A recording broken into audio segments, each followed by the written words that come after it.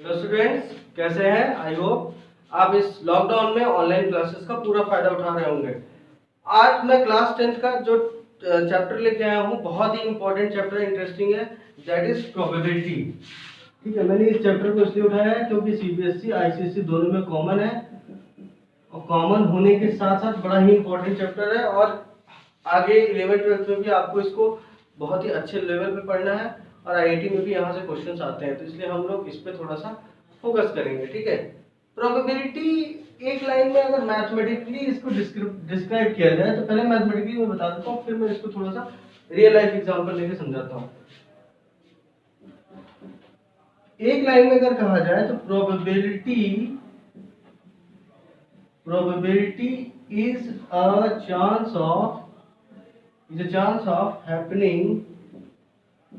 is a chance of happening of any event। ठीक है, किसी भी इवेंट के जो चांस होते हैं उसके घटने की, मतलब चांस ऑफ हैपनिंग ऑफ किसी भी घटना के जो घटने के चांस होते हैं, अवसर, जैसे फॉर एग्जांपल। ठीक है, पहले मैथमेटिकली इसका क्या डिस्क्रिप्शन है, P of E is equals to N E upon N S. ठीक है, मतलब जैसे ये हो जाएगा प्रोबेबिलिटी, इसको पढ़ा जाएगा प्रोबेबिलिटी ऑफ इवेंट ई। ठीक है, ये पढ़ा जाएगा, ये बोला जाएगा नंबर ऑफ पॉसिबल आउटकम्स, और ये है number of all possible outcome, number of all possible outcomes. ठीक है, इस तरीके से। तो स्टूडेंट्स, ये इस तरीके से इसको आप समझते हैं थोड़ा सा। जैसे फॉर एग्जांपल कॉइन, आप जानते हो कोई भी गेम होता है उसमें कॉइन को टॉस किया जाता है, तो कॉइन को जब टॉस किया जाता है तो क्या होता है, उसमें क्या क्या आ सकता है, हेड भी आ सकता है, टेल भी आ सकता है। तो जो हेड और टेल दोनों है वो क्या है, हमारा सैंपल स्पेस है। क्यों? क्योंकि हेड भी हमारा इवेंट है और टेल भी इवेंट है, लेकिन हेड टेल के अलावा तीसरा कुछ तो आएगा नहीं, that is the sample space. Okay, and after that any क्या है, एनी है number of possible outcome. Possible का मतलब कौन सा आउटकम आ सकता है, फेवरेबल जिसको बोलते हैं। फेवरेबल का मतलब जैसे आप कॉइन को टॉस करोगे तो क्या आएगा, या तो हेड आएगा और या तो टेल आएगा। तो उसमें जो भी आएगा उसके अकॉर्डिंग हम क्या कहेंगे, वो मतलब कि वो ऊपर लिखा जाएगा। जैसे अगर हम डाइस ले लें, डाइस जो लोग लूडो खेलते हैं ना, तो उसमें हमने डाइस को पास अप बोलते हैं, तो हम लोग फेंकते हैं, तो क्या होता है उसमें कुल कितने इवेंट होते हैं, 1 होता है, 2 होता है, 3 होता है, 4 होता है, 5 होता है, 6 होता है। लेकिन हम डाइस को थ्रो करते हैं तो क्या होता है, तो उसमें जो 1 से लेकर 6 तक के सारे आउटकम्स है वो किसके अंतर्गत आएंगे, एनएस। और एनी में क्या आएगा, जब डाइस फेंकोगे तो कोई एक नंबर ही ऊपर आएगा, या तो 1 आएगा या तो 2 आएगा, तो कोई एक नंबर आएगा, तो एनी हमारा कितना होगा, 1 होगा। 1 का मतलब number of event, number of possible outcome, that is any. ठीक है, एक्चुअली स्टूडेंट होता क्या है, जो इवेंट होते हैं हमारे, ठीक है, वो 3 टाइप के होते हैं, बेसिकली 3 टाइप के होते हैं। ठीक है, जो है एक है हमारा, एक जो होता है हमको हमारा वो होता है श्योर इवेंट। ठीक है, एक होता है इम्पॉसिबल, ठीक है, और एक होता है पॉसिबल। मतलब कुछ ना कुछ तो होगा ही।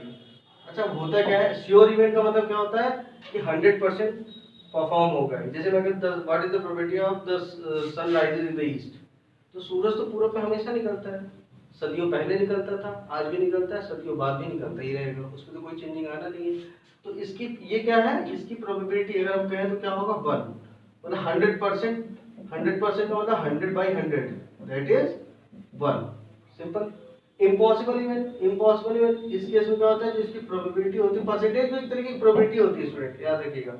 0% इम्पॉसिबल इवेंट का मतलब, जैसे हम कहते हैं the ant is heavier than elephant, चींटी हाथी से भारी होता है, इसकी प्रोबेबिलिटी कितनी है, 0 है, चींटी कभी भी हाथी से ज्यादा भारी नहीं हो सकती। ऐसे ही what is the probability of that when we throw a dice, then what is the probability that getting number will be greater than 6। मतलब आप एक डाइस को थ्रो कर रहे हो और आपसे ये कहा जा रहा है कि डाइस को फेंकने पे इस चीज की प्रोबेबिलिटी क्या है कि जो नंबर मिलेगा वो 6 से ऊपर होगा, कभी नहीं आएगा। क्यों? क्योंकि सैंपल स्पेस में नहीं, सैंपल स्पेस का मतलब होता है सारे आउटकम्स। ठीक है, तो कभी आएगा ही नहीं। क्यों नहीं आएगा? क्योंकि उसमें 6 है ही, 6 से बड़ा कोई नंबर है ही नहीं, तो ये इम्पॉसिबल हुआ। जब आउटकम कभी 6 से ऊपर आएगा ही नहीं तो प्रोबेबिलिटी क्या होगी? 0 होगी, मतलब वो कभी आप गेम को विन ही नहीं कर पाओगे। ठीक है, तो इस तरीके से इसकी प्रोबेबिलिटी 0% है, मतलब वो 0 आएगा। ठीक है, अच्छा अब बात करते हैं पॉसिबल इवेंट में। तो पॉसिबल इवेंट में क्या होता है, जब प्रोबेबिलिटी की बात करते हैं तो इसकी प्रोबेबिलिटी जो होती है वो 0% से और 100% के बीच में होती है। भाई मैक्सिमम क्या हो सकता है, वो बिल्कुल 100% वो हैपन हो जाए इवेंट, या बिल्कुल ना हो। तो इसीलिए कहा जाता है कोई भी जो सिंपल इवेंट होता है वो 0% मतलब 0, 100% मतलब 1। इसी को याद रखना, probability will always lies between 0 and 1। जो प्रोबेबिलिटी होता है वो हमेशा 0 1 के बीच में लाई करता है। ठीक है, ये बहुत इंपॉर्टेंट चीज है, इसको आप लोग ध्यान में रखिएगा। ठीक है, तो मैं 2 चीजें यहाँ पे लिख रहा हूँ। प्रॉपर्टी बहुत है, लेकिन प्रॉपर्टीज में 2 मेन प्रॉपर्टीज क्या है?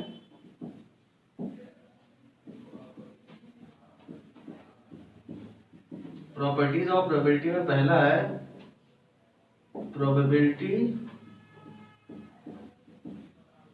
Will always lie between 0 and 1, मतलब P of E is 0 to 1। This is very important notice. Second, अच्छा एक बात बताओ, जैसे मान लो मैं कहूँ मैं हिंदी में, मतलब मैंने कहा मैंने मैथ्स का पेपर दिया और मैथ्स में मेरे जो मार्क्स गेन करने के हैं वो 70% है, तो लॉस करने के कितने होंगे? 30%। ठीक है, मतलब मैं आपसे कहूँ मैथ है, ठीक है, मैथ्स में जो गेन है और यहाँ पे गेन है और यहाँ पे लॉस, तो गेन लॉस दोनों होगा।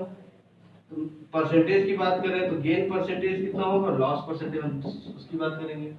तो देखो गेन परसेंटेज अगर मान लो सपोज हमने कह दिया 70% है, ठीक है, तो लॉस परसेंटेज कितना है? 30% है। बड़े इंपॉर्टेंट चीज बता रहा हूँ। ठीक है, और इसको हम लोग थोड़ी देर के मान लेते हैं, मैथ मतलब कोई एक इवेंट है, ये इवेंट ही तो है ना।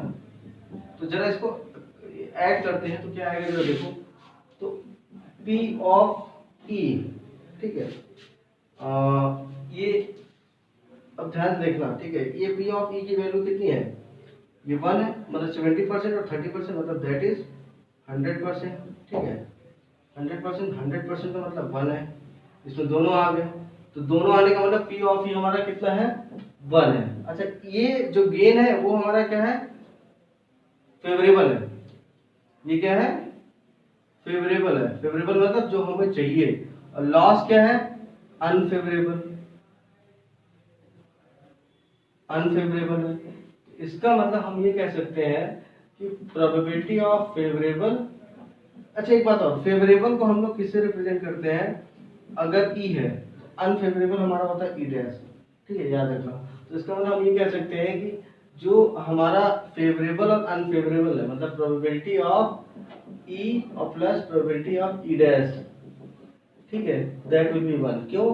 क्योंकि फेवरेबल अगर हमारा 70% है तो अनफेवरेबल कितना है? 30%। ठीक है, तो दोनों को ऐड करेंगे तो कितना आएगा? 100%, दैट इज 1। तो यहाँ से हमारा क्या आ जाएगा? Probability of E dash is equal to 1 minus probability of E. ये भी एक बड़ा इंपॉर्टेंट फॉर्मूला है, हालांकि इसका यूज बहुत कम होता है, ना के बराबर होता है 10th लेवल पे, बट आप जानते रहो कहीं पे अगर ऐसा सिचुएशन आता है तो हम ई कैन यूज। ठीक है, तो मतलब यहाँ पे एक लाइन हम ये भी लिख सकते हैं, प्रोबेबिलिटी ऑफ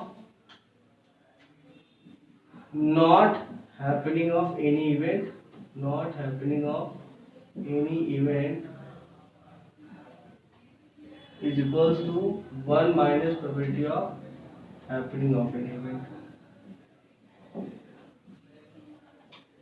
ठीक है, तो इस तरीके से ये हुआ। ठीक है स्टूडेंट्स, ये तो प्रोबेबिलिटी के बारे में थोड़ा बहुत मैंने आज इंट्रो दे दिया।